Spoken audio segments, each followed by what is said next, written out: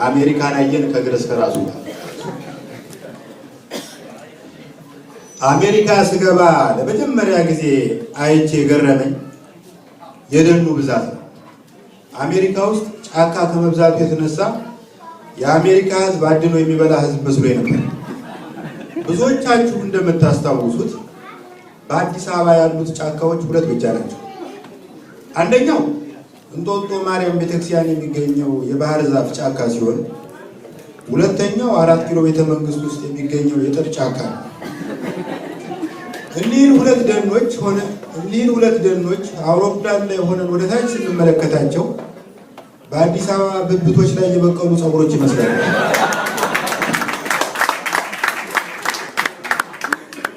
የጫካ ችግር በከተማ የተወሰነ አይደለም።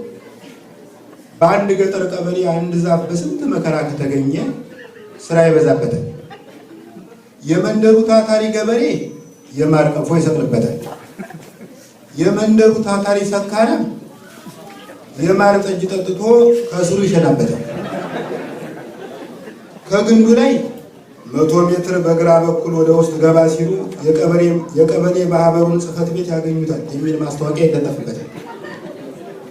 በአጠቃላይ በመንደር ውስጥ የሚገኝ አንድ ዛፍ በአንድ ጊዜ የግብርና መሳሪያ ነው፣ ሽንት ቤት ነው፣ ጂፒኤስ ነው።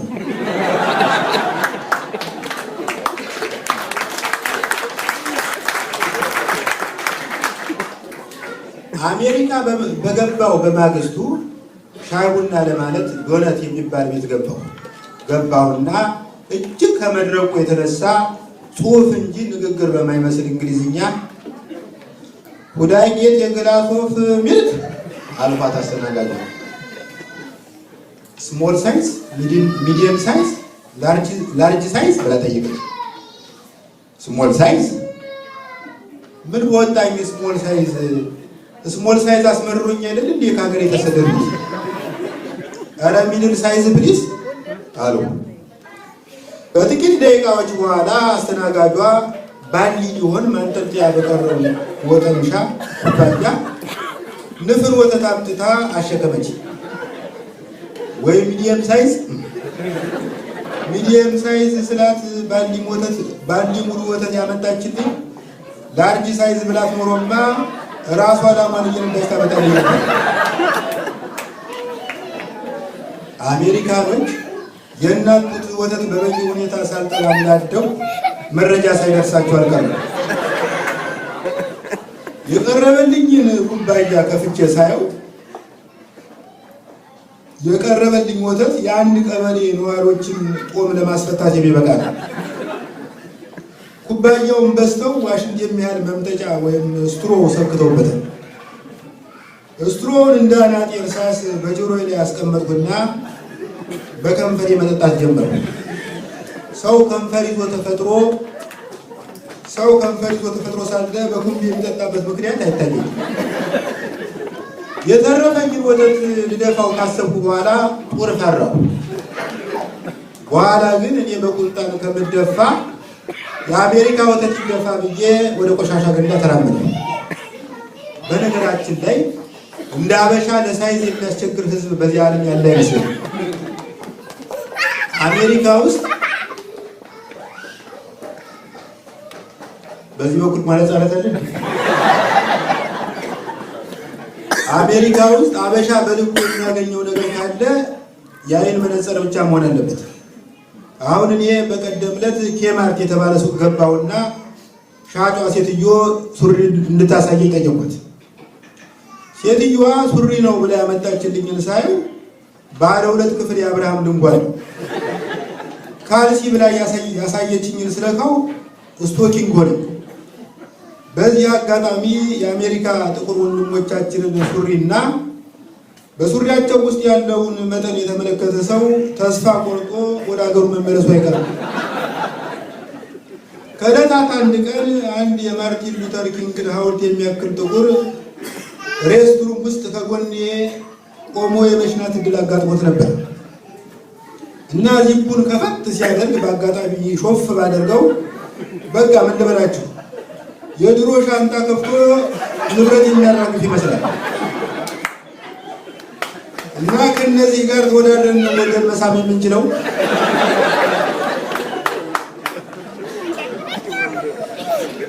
የሳይዝ ነገር ሲነሳ አስቀድሞ የሚመጣብኝ ፍሪጃቸው። አይ ፍሪጅ የአሜሪካ ፍሪጅ እኮ በረንዳ ቢሰራለት መስኮት ቢገጠምለት አሪፍ የወንደላጤ ቤት ይወጣዋል። እውነቴን ነው። የአሜሪካ ፍሪጅ ወደ ኢትዮጵያ ይዤ ብሄድ በቤት ውስጥ ቤት ደብቀህ ተገኝተሃል ተብዬ ልታሰር ይችላል። የኢትዮጵያ ፍሪጅ ከአሜሪካ ፍሪጅ ጋር ካወዳደር ነው ፍሪጅ አይደለም፣ በኮረንቲ የሚሰራ ይመሳቃል።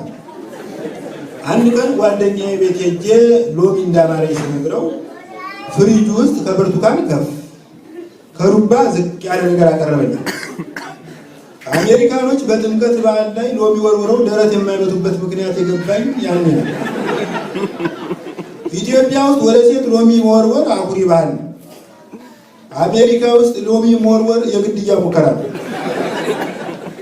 በነገራችን ላይ ከኢትዮጵያ የሚመጡ ዘፋኞች አንድ ሆቴል ውስጥ ለአንድ ወር ያክል ካርታ ሲጫወቱ ከርመው ሲመለሱ አሜሪካ ላየን ከገረስ ከራሱ ብለው እንደሚዘፍኑ ታውቃላችሁ። እውነት ለመናገር አሜሪካ እግርም ሆነ ራስ የለውም። አሜሪካ አንድ ትልቅ ሆድ ነው። እንደ አሜሪካኖች ያለ ሆዳም አለ? ባለፈው ፋዘር ከኢትዮጵያ ደውልና በውቄ አሜሪካኖች እንደ አረቦች ሾርባ በቂጣ ይበላሉ የሚባለው እውነት ነው ሲጠየቀኝ፣ አይ ፋዘር አሜሪካኖች ትንሽ ከራባቸው ሾርባ የነካው ቂጣ አይደለም ሾርባ የነካው ፎጣ አይኖርም ማለት ነው። ምሳ ሰዓት ላይ ምንድን ነው የሚያደርጉት? መጀመሪያ ሄሊኮፕተር ማሳረፍ የሚችል ጠረጴዛ ይዘረጋል። በላዩ ላይ ኢት ፍሩት በአመት የሚያመርተውን ያህል ፍራፍሬ ይከምሩበታል። ቀጥለው ኤርፎራ ለፋሲካ የሚያቀርበውን ያክል ዶሮ ይደረድሩበታል።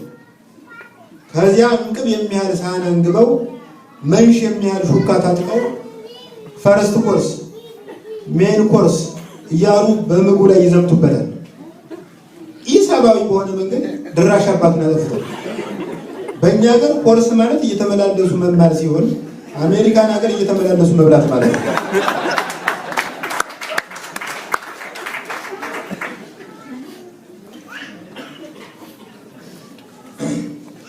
ባለፈው ስፖርት ባር ገባሁ።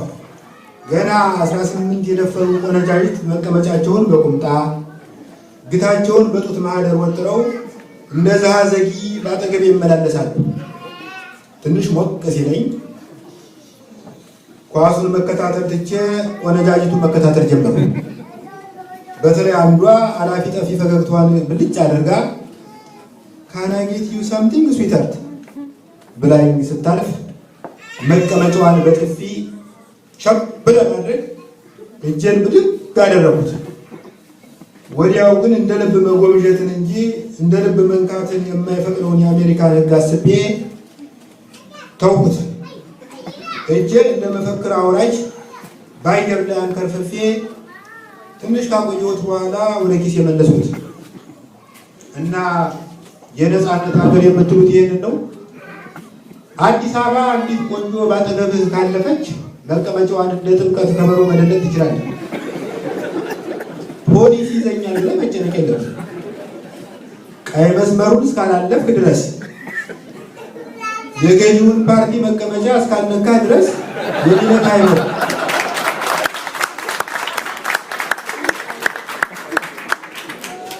አሜሪካ ውስጥ ሴት እንደ ቀስተ ደመና የሚታይ ግን የማይዳሰስ ነገር ስለሆነ የዚያ ነገር ረሃብ በጣም አለ። ለዚያ ነው መሰል ዲያስፖራ ወንዶች ወደ ኢትዮጵያ ሲመለሱ ደከመኝ ሰለቸኝ ሳይሉ ይጠቀማል። አንዳንዱማ ገና የኢትዮጵያ አየር መንገድ ትኬት በእጁ ሲገባ የአልቤርጎ ቁልፍ በእጁ የገባ ይመስል ልቡ ይቆምበታል። አንዳንዱ አበሻ ወንድ ከኢትዮጵያ ሲወጣ አንድ ከረጢት ኮረሪማ ይዞ ይወጣል። ሲመለስ አንድ ከረጢት ኮንዶም ይዞ ይገባል። አንዱ ባለፈው ቦሌ አየር ጣቢያ ላይ ከፈታሾች አንድ ሻንጣ ሙሉ ኮንዶም ተማረከበት። እረ ለቲኬት እርዳታ ሊሰጥ ነው ቢል ማንስ ነው? ፍርድ ቤት ሲቀርብ ምን ተብሎ ተከሰሰ መሰላችሁ? እናት ሀገሩን ለመድፈር ሲዘጋጅ በቁጥጥር ስር ውሏል። ስፖርት ባር ገብቼ መጠጥ ሳዝዝ አስተናጋጇ 21 ዓመት እንደሞላኝ ለማረጋገጥ መታወቂያ ጠየቀች። በ32 ዓመቴ ከ20 ዓመት በታች ጎረምሳ መስዬ መታየት ያስደስተኝ። በሌላ በኩል ግን ሰው 21 ዓመት ካልሞላው ካቲካላ በደረሰበት እንዳይደርስ የሚባልበትን ሀገር የነፃነት ሀገር ተብሎ መቆጠሩ አናደደኝ። በልጅነቴ አባቴ ጠላ ቤት ሲሄድ በሰላሙ ጊዜ ጃንጥላውን በጠቡ ጊዜ ከዘራውን ተሸክሜ ከተለው ነበር። ባለጠላዋማ ሸምበቆ አባቴን አዋዛ በለበሰ ሳጥን ላይ ታስቀምጠውና በክቡር ዘበኛ ብርጭቆ ማለፊያ ጠላ ትቀዳለታለች። እኔን ሰሌን በለበሰ ሙቀጫ ላይ ታስቀምጠኝና ቅራሪ ትቀዳልኛለች። ለአባቴ በቀዳችለት ቁጥር በጠላው ውስጥ መርዝ አለመጨመሯን ለማረጋገጥ አንድ እፍኝ ለራሷ ቀርታ ፉት ትላለች።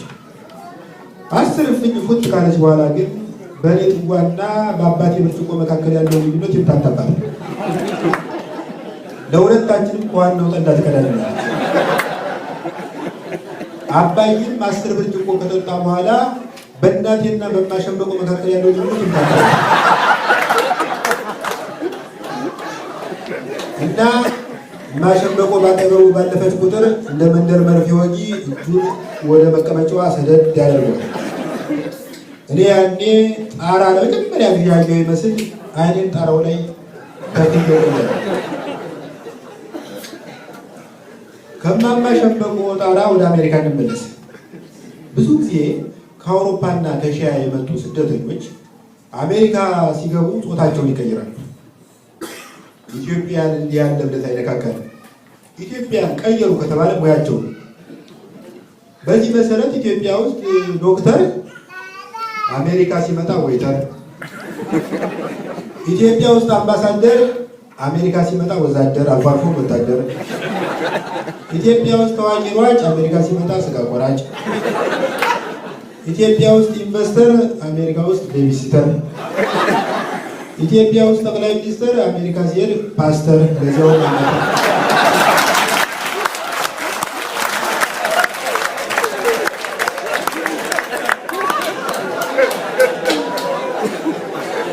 አሜሪካ ውስጥ የሚኖሩ አበሾችን በአራት ከፍዬ ለማየት ሞክሬያለሁ። የመጀመሪያው ቡድን አስመላሽ ይባላል። ሁለተኛው አስተዋሽ ተብሎ ይጠራል። ሌሎችን ሁለቶች በሌላ ጊዜ እናያቸዋለን። ዕቃ ገዝቶ ለጥቂት ቀን ተጠቅሞ ገንዘቡን የሚያስመልስ ሰው አስመላሽ ይባላል። አስመላሽ አንድ ሱፍ ገዝቶ ሰርግ ላይ ከዘነጠበት በኋላ ጠበበኝ ብሎ ለባለ ቡቲኩ ይመልሳል። እውነቴን ነው። ዲሲ ውስጥ አንድ ቡቲክ ውስጥ ገብታችሁ አንድ የተሰቀለ ኮት አግኝታችሁ ኪሱን ብትፈትሹት በአማርኛ የተጻፈ የሰርግ መጥሪያ ካርድ ታገኛላችሁ።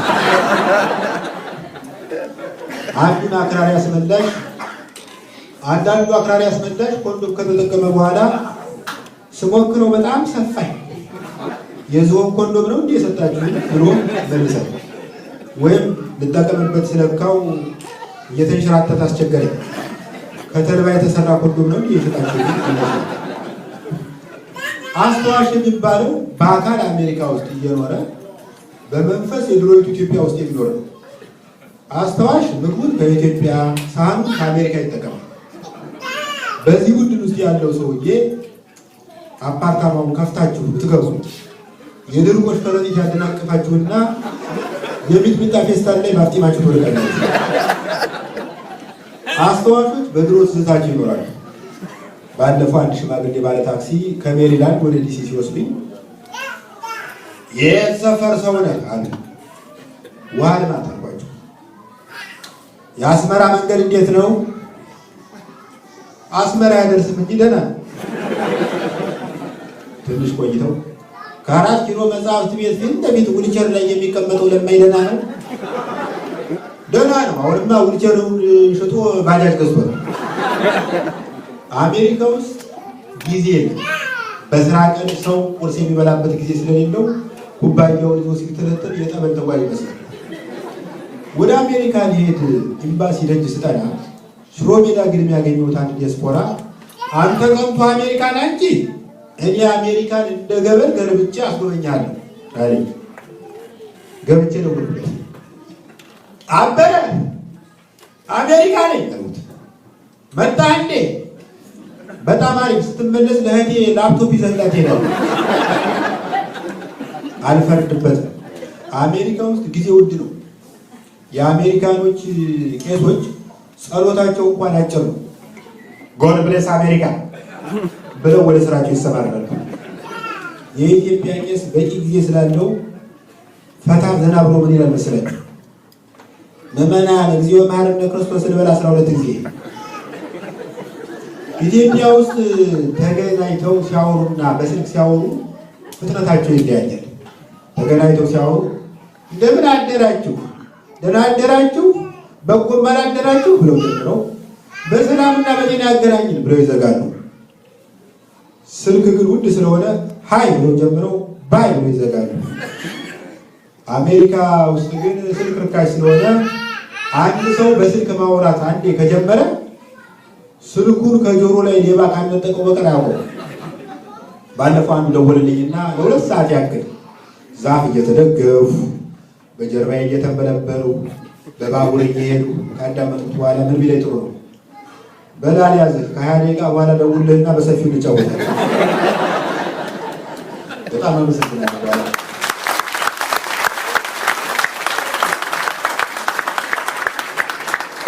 ከዘመነ ኳራንታይን ማስታወሻዎች የተቀነጨቡ ናቸው።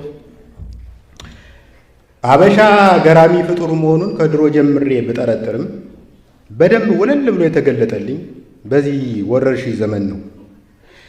የሀገር ሰው ለጥንቃቄ ማስክ ገድግደህ ሲያይህ ይህን ያህል ምን ያንቦቀቡቀሃል እያለ ያሸማቅቀሃል።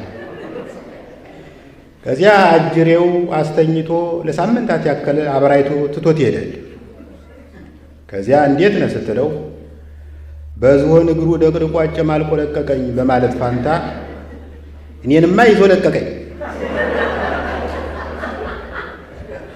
በማለት አቃሎ ይነግርሃል። ከህመሙ በረከት እንዲደርስህ ወጥሮ ያበረታታል። ስለ ክትባት ስታነሳበት እረ ቺፕስ ሊያስገቡብን ነው ይልሃል። ባለፈው አንዱ ፈረንጆች ቺፕስ ክንዴ ላይ ቀረቀሩብኝ እያለ ሰላላ ክንዱን ለህብረተሰቡ ሲያስጎበኝ በሆነ ዩቱብ ቻናል ላይ አየሁት። አይኔን ባይበሉባይ ጠራርጌ አተኩሬ ሳየው ክንዱ ላይ ያለው ኮረሪማ የሚያክል ኪንታሮት ነው። አንዳንዴ ሲደብረኝ ስልኬን መሽለቅ አድርጌ አዲስ አበባ ወይም ማርቆስ ለሚኖር ጓደኛ ይደውላለሁ። ስማ ያለህበት አካባቢ ኮቪድ እንዴት ነው? እኔማ ትናንት ይዞ ለቀቀኝ ይለኛል። እንዴ ፍቅር እንኳን ትንሽ ሳያመነምን ሳያከስል አይለቅም፣ እንዴት ዝም ብሎ ይለቅሃል እላለሁ በቅናት ስሜት። የሆነ ነገር ትዝ ይለኛል። ድሮ መገናኛ ካልዲስ ፊት ለፊት ቆሜ የኮንትሮባንድ ጫማ ሳማርጥ የሆነ መዳፍ ትከሻዬን ይነካኛል። ዞር ስል የሆነ ሰውዬ ይቅርታ በማጅራት በኩል ሳይህ ከማውቀው ሰው ጋር ተመሳስለህብኝ ነው ይልና ለጥቂት ሰከንዶች ይዞት የነበረውን ትከሻዬን ይለቀዋል። የአገር ቤት ጓደኞቼ ኮቪድ ይዞ ለቀቀኝ ሲሉኝ ትዝ የሚለኝ ይሄ ነው። በዚያን ሰሞን ራስ ምታትና ቁርጥማት ጢባ ጢቤ ተጫውቶብኝ ወደ ሐኪም ቤት ጎራ ነው። ዶክተሩ ከላይ እስከታች ከመረመረኝ በኋላ በረጅሙ ተንፍሶ የያዘ በሽታ ጋርሊክ ቲዮንቲ ይባላል። ነጭ ሽንኩርትን አብዝቶ ከመብላት የሚመጣ አዲስ በሽታ ነው።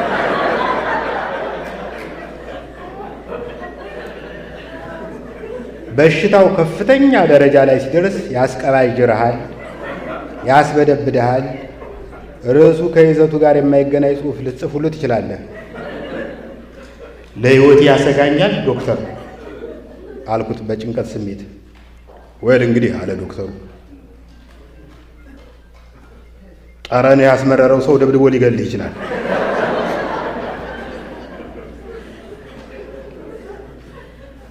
ሐኪም ድሮ ቀረ። በድሮ ጊዜ አንዱን ወጌሻ ኩላሊቴን አመመኝ ስትለው የጅብ ቅንድብ ፈልገህ በብብት ያዝበት ይላል። ምክሩን ሰምተህ የጅብ ቅንድብ አመጣ ብለህ ጫካ ስትገባ ጅቡ ራሱን በመከላከል ሰበብ ይበላል። ግልግል ወጌሻው ምን አለበት? በሕይወት እያለህ ቀብድ ተቀብለዋል። የጥንቱ መንገድ ትንሽ ራዲካል ቢሆንም ሁነኛ መፍትሄ ነበረው። በሽታውን የምታስወግደው በሽተኛውን በማስወገድ ነበር።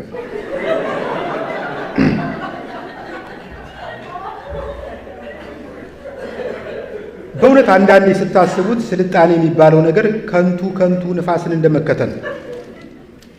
አሜሪካን የሚያክል የሰለጠነ ሀገር የኮሮና ክትባትን ለማግኘት ያየው አበሳ አይረሳም።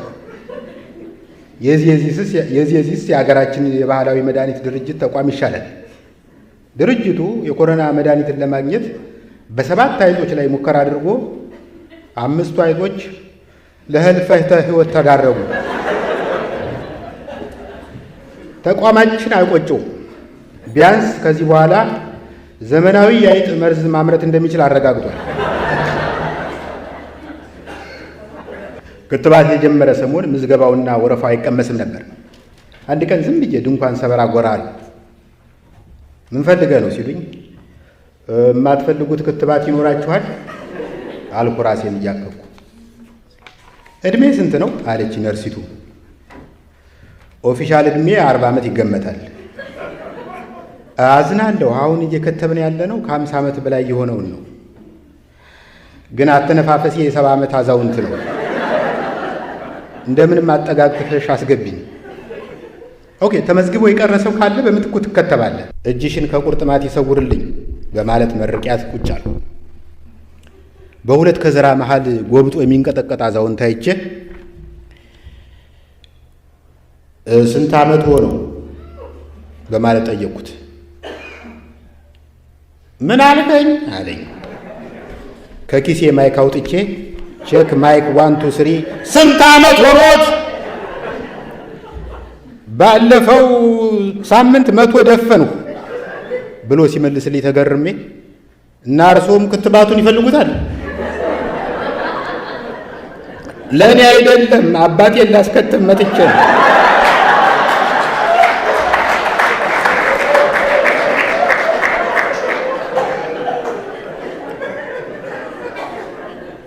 በመጨረሻም ተጠራው። ነርሲቱ ክንዴን አፈፍ አድርጋ ይዛ እንደ ጥጥ ስታባዝተው ከቆየች በኋላ ብዙ ጊዜ የምትመገበው ምግብ ምንድን ነው? ሩዝ። እንዲያውም ሩዝ አብዝቼ ከመውደዴ የተነሳ ወዳጆቼ ሩዝቬልት የሚል ቅጽም ስላውጥተውልኛል። በላ አሁን ወደ ቤት ተመልሰህ ገንቢ ምግብ ብላ፣ ዳምፔል አንሳ፣ ፑሻፕ ስራ። ከዚያ ከ2 ወር በኋላ ተመለስ። ሴትየው ልትከትብኝ ነው ወይስ ቦዲጋርድ ልትቀጥሪ ነው የምትፈልገው? አሁን ሳስበው ሶሻል ሚዲያ የሚባለው ባይኖር የኳራንታይን ብቸኝነት ዘመኔን ምን አደርገው ነበር? ምን ይውጠኝ ነበር?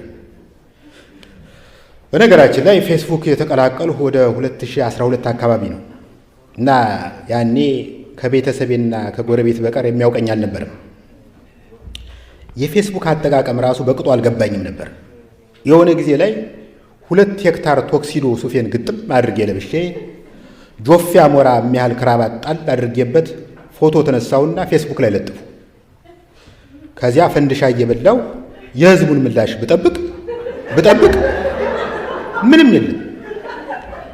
ደብረ ማርቆስ ዘመድ ጠይቄ ስመጣ አስካለ የተባለች ልጅ ላይክ አድርገዋለች። ያኔ የላይክ ምልክት የነበረው አውራ ጣት በጣም ግብዳ ነበር።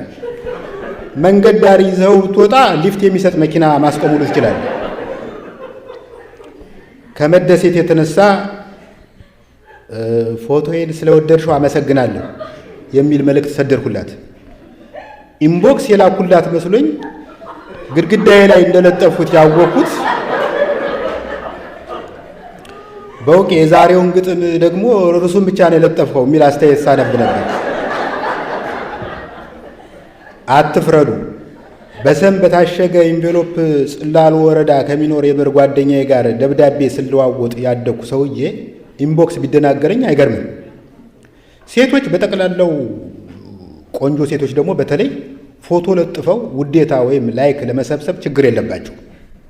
ፎቶ ሲነሱ ደግሞ የሳምንት እቅድ ነድፈው የወር በጀት መድበው በደንብ ተዘጋጅተው ነው። የመታወቂያ ጉርድ ፎቶ ለመነሳት ድሮን ሳይቀር የሚከራዩ አሉ እኮ። የእኔ እናት የሩቅ ዘመድ ሲሞትባት ሐዘኗን ለመግለጽ ፊቷን ትነጭ ነበር። የዘንድሮ ዝነኛ ሴቶች በወገኖቻችን ላይ የደረሰውን ጭፍጨፋ እናወግዛለን የሚል መልእክት የሚያስተላልፍ ፎቶ ለመለጠፍ 4 ሰዓት ሙሉ ቁንጅና ሳሎን ውስጥ ይቆያሉ። ሰዎች ነን፣ እንድንወደድ እንፈልጋለን። 1000 ጓደኛ ኑሮ 10 ሰው ብቻ ፎቶውን ከወደደው ይደብራል። ከወደዱህ በላይ ጭንቅላትህን የሚቆጣጠረው ጥግ ላይ ቆመው ከንፈራቸውን አጣመው ባላይ የሚያልፉ ሰዎችን ስታስብ ነው። ለማንኛውም ብዙ ሺህ ሰው ፎቶ እንዲወዱልህ ትፈልጋለህ? አማላይ ወይም የአንዳሙስ ሴሌብሪቲ መሆን አይጠበቅብህም። የሚጠበቅብህ ይህ ነው። አዋሽን የሚያህል ባንዲራ ልበስ። ግንባርህ ላይ ኤርትራን የሚያካትት የኢትዮጵያ ካርታ ተነቀስ። ከጀርባህ የታወቀ ባለታሪክ ሐውልት ወይም የገዳም ወይም የመስጊድ ምስል ቢኖር አይከፋም። የኢትዮጵያ ፊደል ምልክት ያለበት ቲሸርት ልበስ። የኢትዮጵያ ቁጥሮች የተጻፉበት ሰሌዳ ወይም እንደ ፍሬው ኃይሉ አኮርዲዮን አንገት ላይ አንጠልጥል። በቀኝ ክንድህ ላይ ከቅዱስ መጽሐፍ የተወሰደ ጥቅስ ጣል አድርግበት። ግራ ክንድህ ስለምን ስራ ይፈታል? ደም ለግስበት። የሆነ ጊዜ ላይ አንዲት ቆንጅዬ ልጅ ፍሬንድ ሪኩዌስት ላከችልኝ። በእህትነት ተቀበልኳት። ትንሽ ቆይቼ እህትነቱን በአንድ እርምጃ ላሳድገው ብዬ በማሰብ በኢንቦክስ ሰፈርሽ የት ነው አላማ ሳለሽ ምናምን ማለት ጀመሩ። ጥቂት እንዳወጋሁት ግን በሴት ፎቶ የተጠለለ ወንድ መሆኑን ባነንኩበት። ነገሩ በዚህ ቢያበቃ ጥሩ ነበር። ትንሽ ቆይቶ ሌላ ሰው ታናሽ ወንድሙ ይመስለኛል ተመሳሳይ ፎቶ ገጭ አድርጎ ርኩሰት ማለቴ ሪኩዌስት ላከልኝ። ለጊዜው ብልጭ አለብኝ። ድርግም እስኪልብኝ ጠበቅኩና የሚከተለውን መልእክት ሰደርኩለት። ፎቶውን እንኳ ቀይሩልኝ እንጂ ቤተሰብ የቁም የተነሳችው ፎቶ የላትም። እዚህ ላይ አንድ ነገር ትዝ አለኝ። ድምፃዊ ኬኔዲ መንገሻ የሆነ ጊዜ ላይ በኢትዮጵያ ቴሌቪዥን የሙዚቃ ቪዲዮ ለመቅረጽ መጥቶ ጥሩ ላስተናገደው ዘበኛ ሌዘር ኮቱን አውልቆ ሸለመው። ከ2 ካሴት በኋላ ወደ ጣቢያው ሲመለስ ተሸላሚው ዘበኛ አሁንም በዘበኛነት እንደጸና አገኘው። ጭራሽ ሌዘሩንም ዛሬ ገድግዶታል። ኬኔዲ ጠጋ ብሎ ሌዘሩን ባይኑ አጠናው። ክርኑ አካባቢ ትንሽ ከመንተቡ በስተቀር የድሮ ነው። ኬኔዲም ፈገግ ብሎ ዘቡሌውን እንዲህ አለው፣ ፍሬንድ የላም ነገር ቀላቅልበት እንጂ። ፌስቡክ እጅ ሲለኝ ደግሞ ወደ ቲክቶክ ጎራ ብዬ ፎቶና ቪዲዮ ቀላውጣለሁ። ስሙኝማ፣ የድሮ እብድ ሙዚቃ ቤት በር ላይ ይደንስ ነበር። የዘንድሮ ዲጂታል እብድ ደግሞ ሞባይሉ ካሜራ ፊት ይደንሳል። የገዛ ራሴን ጤነኝነት የተጠራጠርኩት ኬፋ ሚዲቅሳ የተባለ ጴንጤ በሚያዘጋጀው ሙግት ላይ በማያገባኝ በማይመለከተ በስካይፒ ስሳተፍ ነው።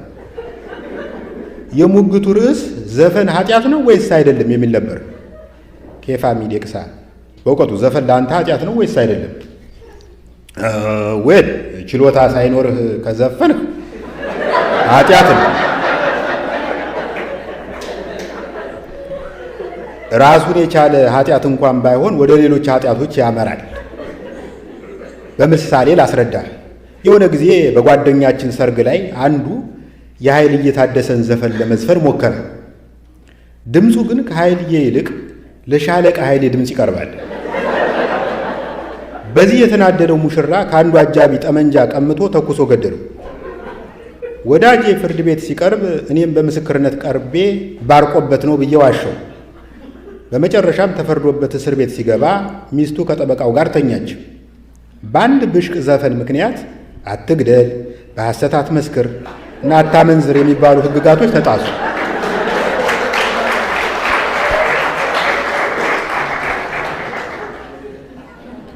አንዳንዴ ደግሞ ለለውጥ ያክል ዩቱብ ላይ እጣዳለሁ። ዩቱብ ለታታሪ ተመልካች መክፈል ቢጀምር እስካሁን መኪና ብቻ ሳይሆን የራሴ መጠበቂያ ድሮን ሁሉ ይኖረኝ ነበር። ለመሆኑ ምንድን ነው የማየው? ፖለቲካ? ለድሌም አላሳየው። ትናንት በርካታ ቆነጃጅት አንዱን አልባሌ ዘፋኝ ከበው ሲደንሱ አይቼ ዘና ነው። ሌዲ ጋጋ የኤግዚቢሽን ማዕከል ድንኳን የሚያክል ቀሚስ በምትለብስበት ዘመን የሀገራችን ጉብሎች በከፊል መለመላ ሲቀውጡት አይቼ ተደነቅኩ። በእኛ ጊዜ የሙዚቃ ቪዲዮ በአይነ አፋር ሙድ ነበር የሚሰራው። አለማየሁ እሸቴ ኩኩ ሰብስቤን እንግዳ አይነሽ እኔ እንግዳ በበሩ ገብተሽ አረፍ በይ ጓዳ ይላታል። እሷም እየተሽኮረመመች ያንኑ ትደግምለታለች። ግን ሁለቱም ጓዳ ለመግባት አይደፍሩም። ዘፈኑን ጀምረው የሚጨርሱት ከግቢ ውጭ ነው። ዛሬ 10 ምናምን ወይዛዝርት ሊሞዚን ውስጥ አንዱን ጎረምሳ ከበው ሲደንሱ ያለው መብታቸው እንደሆነ ባምንም በዘፋኙ ላይ የተሰማኝን ቅናት የቀላቀለበት ንዴት መደበቅ አልቻልኩም። እኔ እዚህ ተኮራምቼ ተቀምጬ የሰው ሀገር ብርድ እየጠጣው እንዴት ዋናው ሰባ ሰገጥ ጨረቃ በመሳሰሉ ኮረዶች ይከበባል? በእውነት ፌር አይደለም። በእውነት የድሮ ዘፈን ይምጣብኝ። የድሮ ዘፈን እኮ የሆነ ቬጂተሪያን ቃና ነበረው። በጊዜው ያልተዘመረለት የዱር ፍሬ የለም።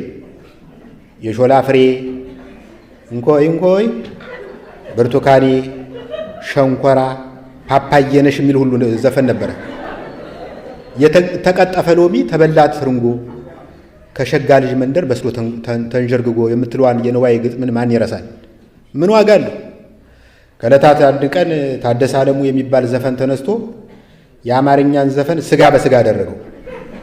የድሮ ዘፋኞች ከማዝናናት ጎን ለጎን ጠቅላላ እውቀት ይለግሱ ነበር። ህዝቡ ስለ ቤትና የዱር አራዊት ጠባይ መረጃ የሚያገኘው ከዘፋኞች ነበር። ለምሳሌ ካላጉረመረመ አይበላም ነብር ይርጋዱ ባለ፣ የቁልቁለት መንገድ ለበቅሎ አይመችም ሙሉቀን መለሰ፣ የባብ ዘለግላጋ የለው እግር እጅ አለማየሁ እሸቴ፣ ዶሮ ውሃ ጠምቶት ተንጋሎ ይጠጣል ነዋይ ደበበ፣ ፍየል ቅጠል እንጂ አትበላም ምን ጉዳይ ነዋይ ደበበ። በአጠቃላይ የድሮ ዘፈን ራሱን የቻለ ናሽናል ጂኦግራፊ ቻናል ነበር ማለት ይቻላል።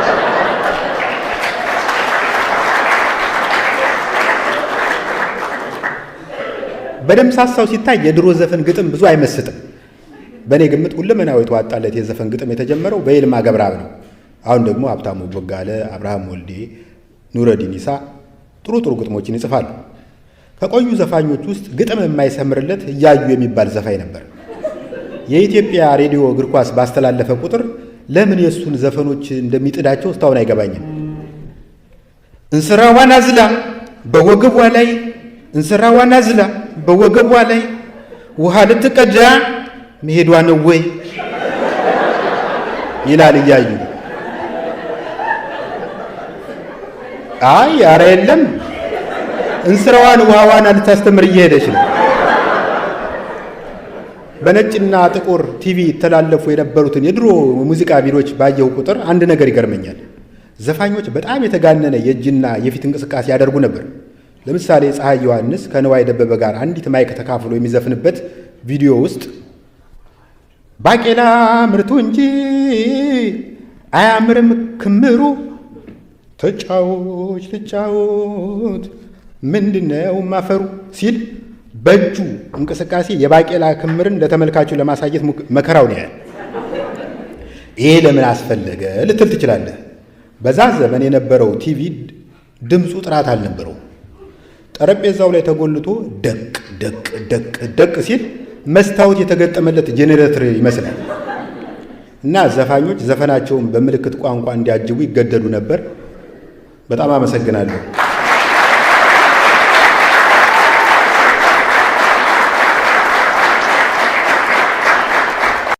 የዲያስፖራ ወጎች። በሜሪላንድ ጠቅላይ ግዛት የሆነ ነገር የሚሸጥበት ቤት አለ እና የሆነ ነገር ገዝቼ ከከፈልኩ በኋላ እዚህ ቀረህ እንዴ አለችኝ። አይ ልደቴን ለማክበር ወጣ ብዬ ነው እንጂ ኢትዮጵያ ነው የምኖረው። ይህን ያህል የመጎረር ብቃት አለኝ? ስንት ዓመት ሆነ? እጇን ሳብ አድርጌ መዳፏ ላይ ጻፉላት። ብዙ አይደለም። አገጬ ዳርዳሩን የከበቡትን ሽበቶች እየጠቆምኳት አታይም እንዴ ስጦ ቃሚ ፍዬ መስዬ አልኳት። ትስቃለች ብዬ አስቤ ነበር። አልተሳካም። ሳስበው ልጅቱ ስጦ የሚባል ነገር አታውቅም። የተከካ አተር በሩ ላይ ለኤግዚቢሽን በማቅረብ የሚታወቀው የመጨረሻው ትውልድ አባል መሆን ትዝ አለኝ። አገጬ ላይ ከተዘመዘሙት የሽበት ቡቃያዎች በላይ ይህ ግኝት ልቤ ውስጥ የ5 ደቂቃ ከ2 ሰከንድ ትካዜ ቀሰቀሰብኝ። ዓይኔ የተራቆተ ክንዶቿ ላይ ሲያርፉ ትካዜዎቼ እንደ ዘመኔ አለፉ። የቆዳዋ ቀለም የተጣራ ኔክታር ይመስላል። ትንሽ ካወራም በኋላ እስቲ የልጅነትን ፎቶ አሳየኝ አለችኝ። በልጅነቴ ፎቶ ወደ ኢትዮጵያ አልገባም ነበር። ከፈለግሽ የተሳልኩትን ላሳይሽ። በጉጉት ሲጠበቅ የቆየው ሳቅ ተሳቀልኝ። ወንድ ልጅ ከሳቁለት፣ ውሻ ከሮጡለት፣ ጅብ ካነጠፉለት፣ የሜዳ አህያ ከተዥጎረጎሩለት አይመለስም። እዚህ አንድ ካንትሪ ክለብ አለ። ማታ 9 ላይ ይከፈታል። ብዙ አላቆይሽም። 1-2 ብለን ወደ ቤቴ ሸኝሻለሁ። መዳፏን በፊቷ ልክ ከፍ አድርጋ ቀለበቷን አሳየችኝ። እጮኛሽ የት አባቱ ነው የሚኖረው? አገር ቤት። እሺ ሲኒማ ቤት እንግባ፣ ከዛ ወደ ቤትሽ እሸኝሻለሁ። አበሻ የሚበዛበት ሰፈር ነው። ሰው ካየን ሌላ ነገር ይመስለዋል። ሲኒማ ቤት? አዎ፣ አታውቅም እንዴ? አበሻ ሲኒማ የሚገባው ፊልም ሳይሆን የፊልም ተመልካቾችን ለመመልከት ነው። ማስክ እንለብሳለን። በልቻው ብሮ፣ በይቻው ሲስትሮ። የዚያን ቀን ማታ እቴ ሸንኮሬ የተባለ የአበሻ ሬስቶራንት ውስጥ ተቀምጬ ያዘዝኩትን በየአይነቱ ጠብቃለሁ። ከፊት ለፊቴ ባለው ግድግዳ ላይ የነገሥታት ምስሎች ተደርድረው ይታያሉ። አፄ ቴዎድሮስ፣ አፄ ዮሐንስ፣ አፄ ምኒልክ፣ ልጅ ኢያሱ፣ አፄይቱ ዘውዲቱና አፄ ኃይለ ሥላሴ ይታዩኛል። ሰዓሊው አፄ ተክለ ጊዮርጊስን ዘሏቸዋል። ያዘዝኩት ምግብ መጣልኝ። በየአይነቱ ላይ ያቀረቡልኝን አየሁትና ለረጅም ደቂቃ ተከዙ። ብጫ ክክ፣ ቀላ ያለ ክክ፣ ቀለም አልባ ክክ፣ ክክ በየፈርጁ ነው ያመጡልኝ። አንዱን ፍንካች ክክ ብድግ አድርጌ በመዳፌ መዘንሁት። ቀዳዳ ቢበጅለት የካፖርት ቁልፍ ይሆናል። ክኩ እንዲህ ከጠበደለ አተሩ ምን ሊያክል ነው? ከቶ በምን ከኩት? በቡልዶዘር መሆን አለበት። ኢትዮጵያ ውስጥ በመጥፋት ላይ የሚገኘው ቀይ ስር በስፋትና በጥራት ተሰርቶ የጽጌረዳ ጉንጉን መስሎ ክቡን ከቦታል። በአንጻሩ የምወደው ስንቃሪያ እንደ አፄ ተክለ ጊዮርጊስ ስዕል ተዘሏል። አገር ቤት ያለ ይመስለኝ ነበር አለኝ አጠገቤ ተቀምጦ የሸክላ ጥብስ የሚንድ ሰውዬ። የክብር ዲያስፖራ ማዕረግ ሰጠውኝ ልቀበል መጥቼ ነው እንጂ ኑሮ የአገር ቤት ነው ስል መለስኩለት። አደራ እዚህ የተረገመ አገር ውስጥ እንዳትቀር። ይህን ያህል አስመርኋል ስል ጠየቅኩት። አታምነኝም። ከዚህ አገር ልጠፋ 2 ጊዜ ሞክሬ 2 ጊዜ ከድንበር መለሱኝ። አሜሪካኖች ስስታሞች ናቸው ቀጠለ ሰውየው። በምድራቸው ውስጥ ያለው ነዳጅ ዘይት ከቀይ ባህር ይበልጣል፣ ግን ነክተውት አያውቁም። ለመጪው ትውልድ ይቆጥቡታል። ግን መጪው ትውልድ የሚሉት መቼም የሚመጣ አይመስልም። ነጭ ዜጎቻቸው ልጅ መውለድ እያቆሙ ነው። እንደምታየው አበሻ 1-2 ይወልድና ኃላፊነት ሲከብደው ያቆማል። በተቃራኒው የስፓኒሽ ስደተኞች ደከመኝ ሰለቸኝ ሳይሉ ይዋለዳሉ። አውቶቡስ ፌርማታ ላይ አንዲት ስፓኒሽ ሴትዮ ካጠገብህ ከቆመች ልብ ብለህ እያት። ድርስ እርጉዝ ናት። እግሯ ስር በጋሪ የሚገፋ ሕፃን ይኖራል። ከጎኗ ሌላ ጩጬ ሽኮኮ የተሸከመ ባል ቆሟል። አንድ ስፓኒሽ ስደተኛ ግለሰብ ሆኖ መጥቶ ከጥቂት ዓመታት በኋላ ኅብረተሰብ ይሆናል። መጪው ዘመን የስፓኒሽ ነው። ርስትህም ባዕድ ይውረሰው የሚለው የቅዱስ መጽሐፍ እርግማን ላስቆርቱ ይሁዳ ቢነገርም በአሜሪካ ላይ እንደሚደርስ ጥርጥር የለኝም። ይህን ያህል አሜሪካ ካስጠላችህ ለምን ከታሊባን ጎን ቆመህ አትዋጋም አልኩት። አሜሪካ መንግሥት ለሥራ ፈት የሚሰጠውን ድጎማ አቀበላለሁ። ከዛ ደግሞ በድብቅ በካሽ እሠራለሁ። ሲስተሙን እንደ አቅሜ እየሸወድሁ ታክስ አልከፍልም። ዓላማዬ አሜሪካን በኢኮኖሚ ማሽመድመድ ነው። ይህ ትግል ካልተባለ ምን ሊባል ይችላል አለና በሸክላ ድስቱ ውስጥ የቀረውን ጥብስ ሙትና ቁስለኛ ማድረግ ቀጠለ። ከሰውየው ከተለያየው በኋላ ወደ ሽንት ቤት ጎራለሁ። የሽንት ቤቱ ግድግዳ ላይ ጌም ኦቨር ቲፒኤልኤፍ የሚል ጽሑፍ በእስክሪብቶ ተሞንጭሮ አየሁ። ከጎኑ ሌላ ያልታወቀ ደራሲ ቲዲኤፍ ገና የረዳ የሚል ቃል አስፍሯል። እምደንቅ ነው። ኢትዮጵያውያን ብንከፋፈልም ብንጋደልም አንድ ሽንት ቤት መጋራት አላቆምንም። ከሽንት ቤት ወጥቼ የሱሬን ማንገቻ ሳጠባበቅ አንዱ እጁን እየታጠበ በቆረጣ ያየኛል። ብዙም ሳይቆይ ነቀፋ ይሁን ሙገሳ በቅጡ መለየት ያልቻልኩትን ነገር ተናገረ። በጣም ስለማደንቅህ ሽንት ቤት ገብተህ የምትጸዳዳ አይመስለኝም ነበር ሲለኝ ሰማሁ። ልጸዳዳ ሳይሆን ላጸዳ ገብቼ ነው ጀለስ ኤምባሲው ከመግባትና መውጣት የተቀነጨበ። ከጥቂት ዓመታት በፊት ወደ ስልጠና ጣቢያ ከሚሄድ የዘማች መኪና ላይ ዘልዬ ካመለጥኩ በኋላ አዲስ አበባ መጥቼ ወደ አሜሪካ ለመሄድ አመልክቼ በቀጠሮ ቀን ኤምባሲ ተገኘሁ። ከጎንና ከጎኔ ሌሎች 2 ደጅተኞች፣ አንዲት አሮጊትና ሌላ ንዴታም ጎልማሳ ቁጭ ብለው ወረፋቸውን ይጠብቃሉ። አሮጊቷ አሁንም አንተ ታውቃለህ ገብርኤል፣ ካሳካልኝ ጃንጥላህን አስገባልሃለሁ እያሉ ይለማመናሉ። አሮጊቷ ገብርኤልን አሜሪካን በጃንጥላ ሊለውጣቸው ሲደራደሩት አጠገቤ ያለው ጎልማሳ እየሰማ መተቸትና ማማረር ጀመረ። የኤምባሲውን አጥር ልብ ብለህ ተመልክተዋል አለ ወደ እኔ ዞሮ። መጀመሪያ ግንብ፣ ቀጥሎ ሌላ ግንብ፣ ቀጥሎ የኤሌክትሪክ አደገኛ ሽቦ፣ ቀጥሎ ቦዲጋርድ። ግን ምን ዋጋ አለው? ግንቦች ሁሉ ተደራርበው ሞትን አይመልሱትም። እኛም ሆነ አሜሪካኖች ከሞት ያለን ርቀት አንድ ነው። ምናልባት ግንቡ የሚያመለክተው የፍርሃታቸውን ብርታት ነው። የለየላቸው ጡርቂዎች ናቸው ስልህ ወንድሜ፣ ለመሆኑ የአሜሪካ ወታደር ሲዋጋ አይተው ታውቃለህ? የማይሸከመው የጦር ዕቃ አይነት የለም። እውነቴን ነው የምልህ፣ ምሽጉን ተሸክሞ ራሱ ቢሄድ አይጠላም።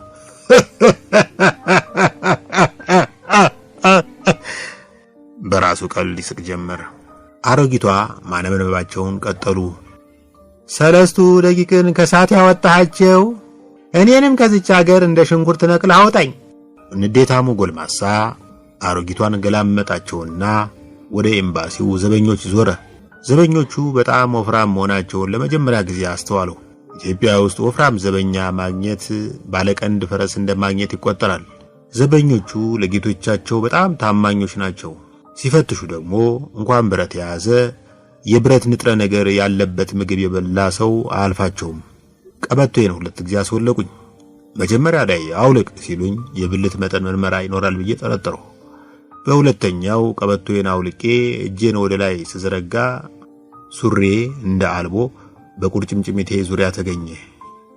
ከጎኔ የተሰለፈው ሰውዬ ቀበቶን አውልቅ ሲባል ምን ነው አንቀን እንዳንገላችሁ ነው ብሎ መለሰ። ምን አይነት ነገረኛ ነው? ጢሙን ቤቱ አስቀምጦ የመጣ ቢንላዲን መሆን አለበት ብዬ አሰብሁ።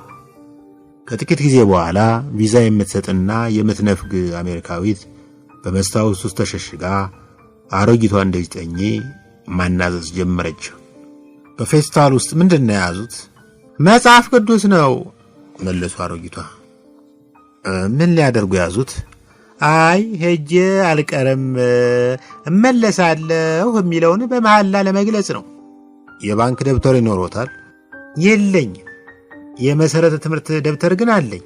መስታወቱ ውስጥ ያለችው ወሰን ጠባቂ አሜሪካዊት ከኮምፒውተሯ ጋር ስትመካከር ከቆየች በኋላ አልተፈቀደሎትም አለችና ፊታቸው ላይ የወረደውን ድንጋጤ ላለማየት የፈለገች ይመስል ፊቷን በፍጥነት ወደ ኮምፒውተሯ መለሰች። አሮጊቷ ወደቁ። ይህን ሁሉ ትዕይንት ፊቱን አኮማትሮ ሲመለከት የቆየው ንዴታሙ ሰውዬ ቀጥሎ ወደ ወሰን ጠባቂው አሜሪካዊት ሄደ። አሜሪካ የምትሄደው ምን ለማድረግ ነው? ጓደኞቼን ዝናና ብለው ጋብዘውኝ ነው አለ ሰውየው አሜሪካዊቷን ላለማየት ወደ ጣራው አንጋጦ። አግብተሃል? የኔ ማግባት ወይም አለማግባት አሜሪካ ከመግባት ጋር ምን ያገናኘዋል? ወይስ አሜሪካ ሲገቡ የወንድ ላጤና የባለ ትዳር በር የተለያየ ነው? የጠየቅኩህን በቀጥታ ብትመልስ። እሺ። አግብተሃል? አላገባውም። በቅርቡ ለማግባት ታስባለህ? ምን ነው በትርፍ ጊዜሽ የሰርግ ዘፈን ትዘፍኛለሽ ወይስ ልታገቢኝ አስበሻል? የሴትዮዋ አፍንጫ ቀላ። ይሁን እንጂ ንዴቷን ተቆጣጥራ ቀጠለች። መኖሪያ ቤት አለህ? የለኝም። ዛፍ ላይ ነው የምኖረው። ዛፉ የግልህ ነው ወይስ የተከራየው? የግል አይደለም፣ ከአንድ ጉሬዛ ጋር ተዳብየው ነው። ከዚህ በፊት ሌላ ሀገር ሄደህ ነበር? አዎ። የት? ጎጃም። ሰውየው እንደተባረረ እኔ እያመነታሁ ወደ መስታወቱ ተጠጋሁ። አሜሪካዊቷ በንዴት እንዳቀረቀረች ገና ኮቴን ስትሰማ ወደ አሜሪካ ለመግባት አልተፈቀደልዎትም ብላ ጮኸችብኝ። ከዚያን ጊዜ ጀምሮ ዕጣ ፈንታ ካንተ ቀጥሎ የተሰለፈው ሰውዬ ነው የሚል ጥቅስ ግድግዳዬ ላይ ሰቀልሁ።